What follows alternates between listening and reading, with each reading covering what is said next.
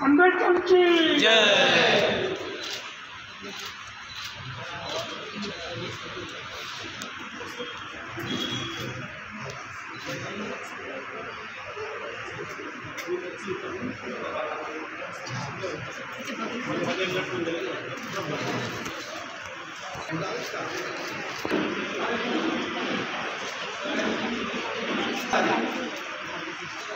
कविता लिहिलेल्या आहेत त्या प्रातिनिधिक कविता संदर्भाचं प्रकाशन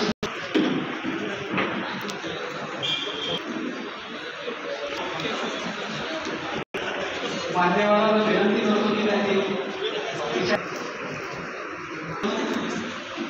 भाग्यश्री केसकर यांना सुद्धा काम करण्याची विनंती करतो आणि सोबतच प्रशांत बंधारे यांनाही विचार मंचावर स्थान करण्याची विनंती करतो। मित्रांनो, यानंतर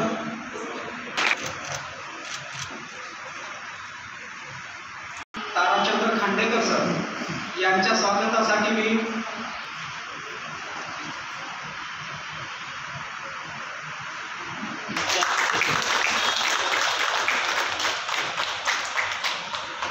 सर यांच्या स्वागतासाठी यांना विनंती आहे।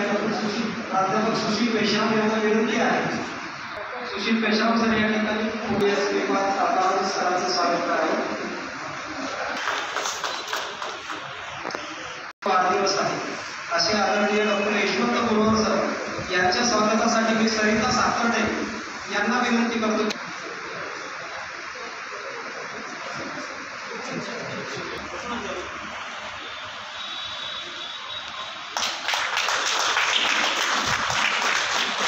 नारायणे यांच्या स्वागतासाठी मी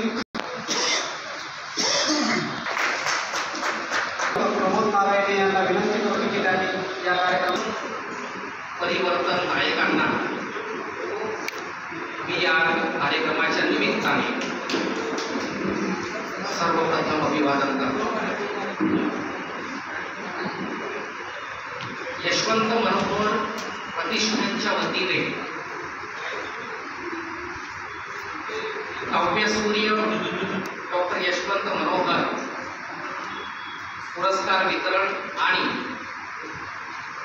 पुस्तक प्रकाशन सोहळ्याचे अध्यक्ष आपले धम्म मार्गदर्शक आदरणीय सुरेश असाई, प्रमुख अतिथी म्हणून लाभलेले ज्येष्ठ आंबेडकरी विचारवंत सन्माननीय ताराचंद्र खांडेकर सर, या ठिकाणी प्रमुख पाहुणे म्हणून उपस्थित झालेले दैनिक महाराष्ट्र टाइम्सचे संपादक सन्माननीय श्रीपाद अपराजित सर, आजचे उत्सव मूर्ती आपल्या सर्वांचे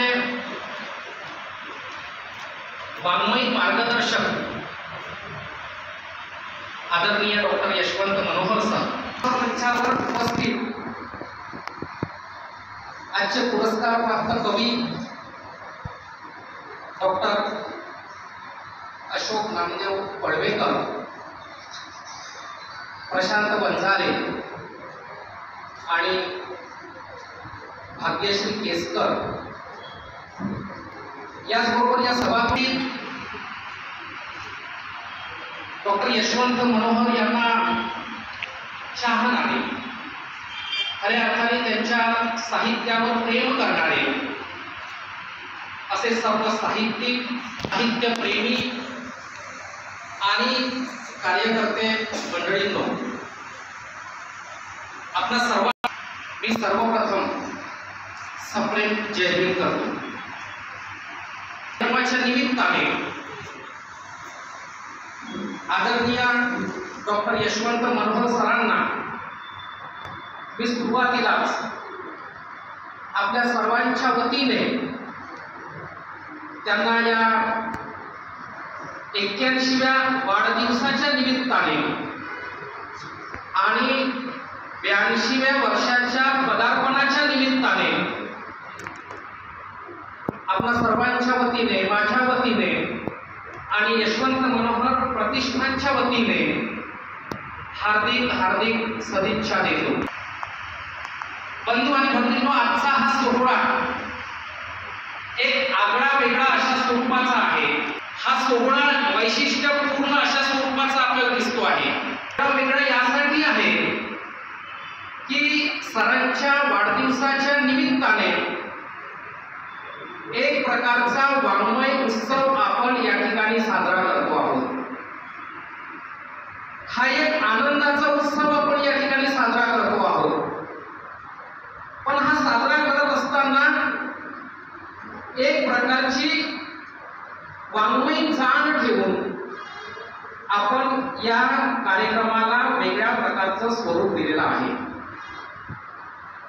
सरांच्या वाढदिवसाच्या निमित्ताने 3 कवींना कवी सूर्य डॉक्टर यशवंत मनोहर काव्य पुरस्कार या ठिकाणी वितरित होणार आहे. डॉक्टर यशवंत मनोहरांनी ज्या प्रकारची नवी काव्य संस्कृती निर्माण केली,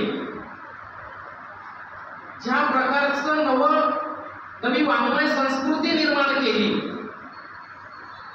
त्या एकूणच काव्य संस्कृतीच्या निमित्ताने नव्या कवींना नव्या पद्धतीने स्वतःचं असं वेगळंपण ठेवून लिहिता यावं अशा प्रकारचा उद्देश ठेवून हे 3ही काव्य पुरस्कार या ठिकाणी दिले जात आहेत.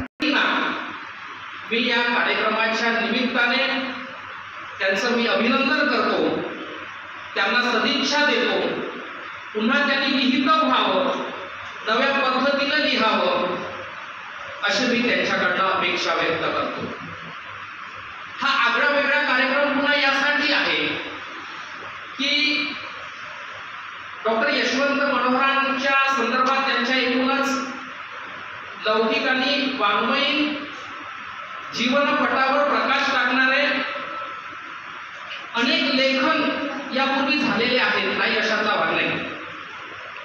सरांच्या वाङ्मयावर अनेक लोकांनी MPhil केलेला आहे, PhD केलेला आहे, संशोधन प्रकल्प अनेकांनी हातात घेतलेले आहेत, अनेकांनी सरांवरती लिहिलेलं आहे. परंतु एखाद्या कवीवर महाराष्ट्रातल्या अनेक कवींनी लिहावं हा सुद्धा एक वेगळ्या प्रकारचा प्रकल्प आहे. अनेक दिवसापासून सरांवरती लोक कविता लिहित आहेत. अनेक कवी, खूप कवींनी या 3-4-5 वर्षांमध्ये अनेक कवींनी सरांवरती कविता लिहिल्या. आणि म्हणून मागल्या वर्षी जेव्हा अशा प्रकारचा एक कार्यक्रम झाला होता त्यावेळेस कवी संमेलनामध्ये अनेक कवींनी सरांचाच विषय घेऊन कविता लिहिल्या होत्या. मग आमच्या मनामध्ये अशा प्रकारचा विचार आला की अनेक कवींवर, कवी हे व्यक्तिचित्रणावर कविता लिहितात, नाही अशातला भाग नाही, व्यक्तींवरती कविता लिहितात. पण एखाद्या कवीवरती असंख्य कवींनी कविता लिहाव्या हा एक अभिनव अशा प्रकारचा उपक्रम आम्हाला वाटला. आणि म्हणून त्याचं संपादन डॉक्टर प्रकाश राठोड 81 कवींच्या कवितांचं प्रकाशन सुद्धा या ठिकाणी पार पडणार आहे. 81 यासाठी सर 81 वर्षाचे आज पूर्ण झालेले आहेत आणि 82व्या वर्षी पुढे पदार्पण करतायत. 81 कवितेतून डॉक्टर यशवंत मनोहर वेगळ्या पद्धतीने उलगडला जाऊ शकतो काय, त्याचा एक शोध म्हणूया. अशा प्रकारचा काव्यमय एक शोध घेण्याचा प्रयत्न या कवींनी केलेला आहे. या पुस्तकाचे संपादक डॉक्टर प्रकाश राठोड की या निमित्ताने हे पुस्तक येत आहे.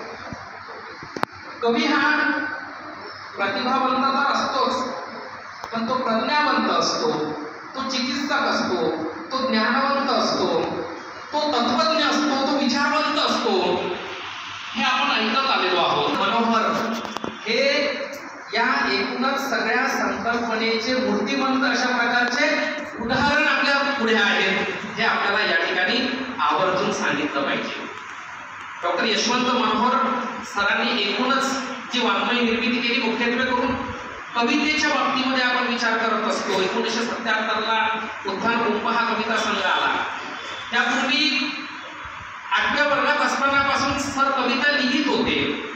जवळपास 6 दशकांचा हा मोठा प्रवास, यशवंत मनोहरांचा एकूण 6 दशकांचा प्रवास. म्हणजे मला आपणाला सांगायला हरकत नाही की एकूणच या वाङ्मय प्रवासामध्ये, भारतीय म्हणू किंवा वैश्विक वाङ्मय प्रवासामध्ये 6 दशकं सातत्यानं लेखन करणारा एखादा कवी किंवा लेखक आपल्याला सापडणे दुर्मिळ आहे. डॉक्टर यशवंत मनोहर सरांची सातत्यता याची नोंद पुढे वाङ्मयीन इतिहासामध्ये झाल्याशिवाय राहणार नाही की सतत न थांबता अविरतपणे, आणि ते सुद्धा प्रवाहीपणे. म्हणजे साचलेपणा सरांच्या वाङ्मयामध्ये दिसत नाही. नवनवे धुमारे त्यांच्या वाङ्मयाला, काव्याला आपल्याला पाहायला मिळतात. उत्थान कुंभेपासून तर शिवराय भीमराय पर्यंतचा हा संपूर्ण प्रवास नवनव्या आशयासहित नव्या नव्या अभिनय असतो. आणि म्हणून या एकूणच 13 कविता संग्रहाच्या प्रवासातून किंवा इतर सगळे वैचारिक पुस्तक असतील, त्यांचे समीक्षेचे पुस्तक असतील, कादंबरी असतील किंवा इतर सगळे वाङ्मय प्रकार असतील, यातून हा प्रतिभावंत डॉक्टर यशवंत मनोहर आपल्याला या ठिकाणी सापडतो. कार्यक्रमाच्या निमित्ताने, डॉक्टर यशवंत मनोहर सरांच्या या वाढदिवसाच्या निमित्ताने एक आनंद सोहळा, वाङ्मय सोहळा, काव्य सोहळा आपण अनुभवत आहोत. पुन्हा एकदा आपल्या सर्वांच्या वतीने मी डॉक्टर यशवंत मनोहर सरांना सदिच्छा देतो. या 82व्या वर्षाच्या पदार्पणाच्या निमित्ताने पुन्हा नवं वाङ्मय, नव्या पद्धतीचं वाङ्मय, नवे नवे इझम सरांकडनं पुन्हा लिहिले जावे, विचार पुन्हा नव्या सदिच्छा देतो आणि मी वास्तविक या ठिकाणी थांबवतो. धन्यवाद. जय हिंद.